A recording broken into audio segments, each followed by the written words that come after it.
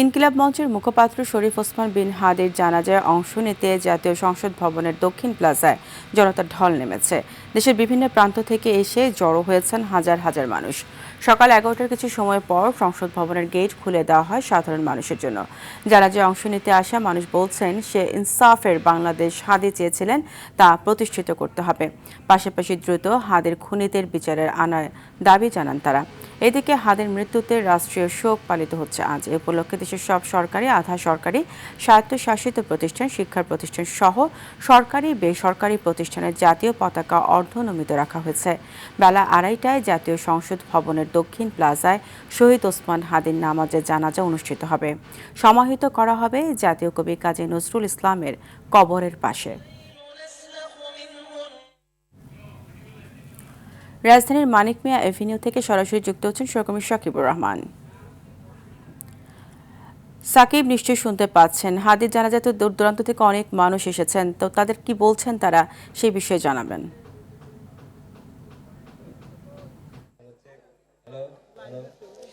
ফারিয়া, আসলে হাদির জানাজা অনুষ্ঠিত হবে সংসদ প্লাজার দক্ষিণ প্লাজায়। সেখানে আসলে যে মাঠটি রয়েছে তার দুই পাশের গেট কিন্তু এখন খুলে দেওয়া হয়েছে। সাধারণ মানুষ যারা আছেন তারা এই যে নিরাপত্তা চৌকি রয়েছে সেটি আপনি দেখতেই পাচ্ছেন যে তাদেরকে নিরাপত্তা চৌকি ভেদ করে তাদেরকে আসলে ভিতরে প্রবেশ করতে দেওয়া হচ্ছে। অজুর ব্যবস্থা রাখা হয়েছে পাশেই।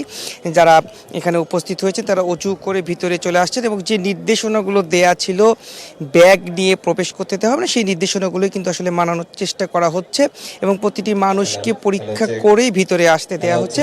এবং যেহেতু এখানে প্রধান উপদেষ্টা উপস্থিত হবেন, যার ফলে কিন্তু যে নিরাপত্তাগুলো তারা মেনে চলে সেই নিরাপত্তাগুলো মূলত মেনে চলানো হচ্ছে। এবং এইখানে দক্ষিণ প্লাজার এই মাঠটিতে আসলে জানাজায় অংশগ্রহণ করার জন্য সাধারণ মানুষের ঢল নেমেছে। ঢাকা সহ বিভিন্ন জেলা থেকে কিন্তু সাধারণ মানুষ আসছেন। আমরা একটু দু একজনের সাথে একটু কথা বলি। যে আপনি কোথায় থেকে এসেছেন, কেন আসলেন, একটু বলবেন। আমি উত্তরা থেকে আসছি ওসমান হাদির জানাজা অংশগ্রহণ করার জন্য আর কি। হাদিকে আসলে কেন পছন্দ করেন আপনারা? হাদি একটি বিপ্লবী অংশ। বাংলাদেশে যে বিপ্লব সংগঠিত হয়েছিল 2024 যে আন্দোলনে, এই বিপ্লবটা ওর মাধ্যমে প্রকাশিত হয়েছে সবচেয়ে বেশি। বাংলাদেশের মানুষ ওকে দেখলেই মনে হয় যে না, এই বিপ্লবটা একটা প্রয়োজন ছিল। ওর মতো হাদি আমাদেরকে অনেক কিছু শিক্ষা দিয়ে গেছে। আমরা যদি এই বিপ্লবটা না ধরে রাখতে পারি তাহলে এর থেকে বেদনার কোনো কিছু থাকবে না। এদেশে 17 বছর আমরা কোনো সুষ্ঠুভাবে নির্বাচনে অংশগ্রহণ করতে পারি নাই, কোনো কিছুতেই। মানুষকে একটা মুখ বন্ধ করে রাখার মতো অবস্থা ছিল। তার এই কথার মাধ্যমে অনেক কিছু মানুষ ভাবছে নতুনভাবে এদেশে সংগঠিত হবে, কিন্তু তা থেকে এখন আমাদের হাদিকে আমরা হারিয়ে ফেলছি। এটা খুবই বেদনাজনক। আসলে যেটি শুনছিলেন যে উত্তরা থেকে এসেছেন, আমরা এরকম অনেক মানুষের সঙ্গে কথা বলেছি যারা ঢাকার বিভিন্ন অংশ থেকে এসেছে এবং ঢাকার বাইরের জেলা থেকেও সাধারণ মানুষ এসে আসলে উপস্থিত হচ্ছে।